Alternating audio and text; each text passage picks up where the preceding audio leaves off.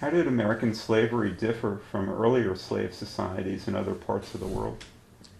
Slavery in the New World, including the United States, in the US, in Brazil, the Caribbean, was quite different from slavery as it had existed in other periods of history. Slavery, sad to say, has always existed in human history. There is even slavery today, apparently, in some parts of the world.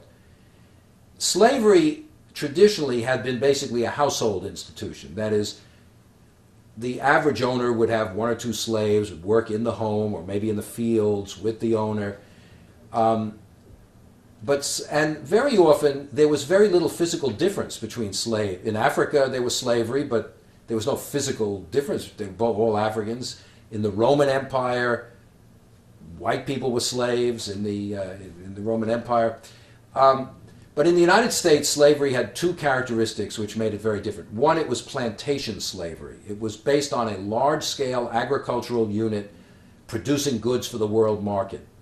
That meant that in the slave areas, the slaves greatly outnumbered the whites, and therefore the rigidity of the system, the policing of the system, had to be extremely severe. The danger of revolt was always there. Secondly, slavery in the Western Hemisphere was racial slavery. There was this physical difference between master and slave. Race and slavery come to reinforce each other. Slavery helps to promote this racist ideology which justifies it. So therefore the black person always bears on his self the mark of slavery. Even when they become free, they still carry the mark of slavery.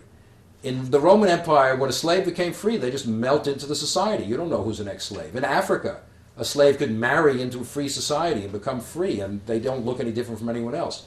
But in the United States, prejudice against blacks is the carryover of the prejudice of slavery, and it exists long after slavery, of course, is abolished.